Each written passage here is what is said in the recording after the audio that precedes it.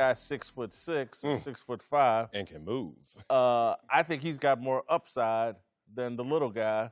No disrespect to the little guy, but I always go that route. All right, who has more upside here between Murray and Jones? I say it's Jones, but not for that reason. I'm a fan of both of their skill set. I remember when Daniel Jones was getting booed, and I was sitting up here defending him in the midst of the boos, but also because of his skill set. This is a big guy that can move, big guy with an arm, big guy who can really go through the progressions as advertised, but didn't have a great college career and didn't have a lot to stand on, so people thought that they reached.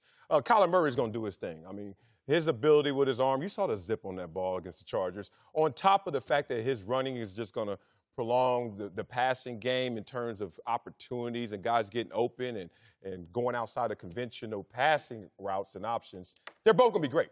But what happens is, with the upside, if they both hit the ground running, Daniel Jones lands in a completely different place because where is he coming from?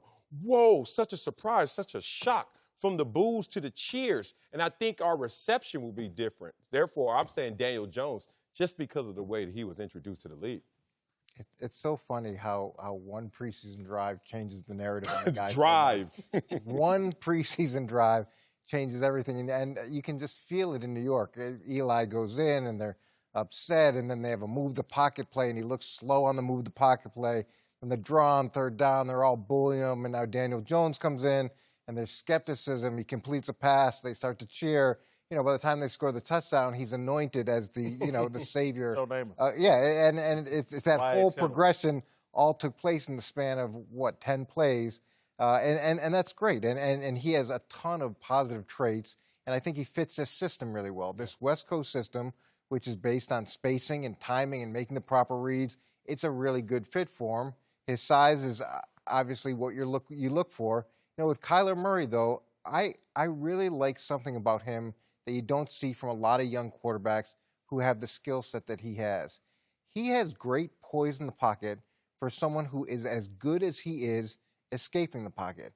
There's so many guys that go to that tool quickly, too quickly, because it's the answer they've always gone to. Where I thought in college, and you saw even to some degree in that first drive, there's a patience, there's a poise in the pocket that you don't typically see, which to me gives him a great edge to develop that second pitch that we're always looking for from a lot of other guys.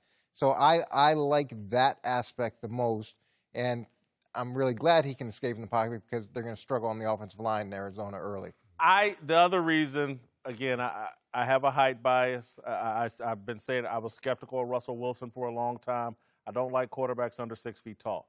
Having said that, the other reason why I think Jones is in a better spot, I'm not sold on Cliff Kingsbury. I don't see a guy that didn't work in college coming to the NFL and taking on the NFL with some new gimmick offense that he wants to bring in from college.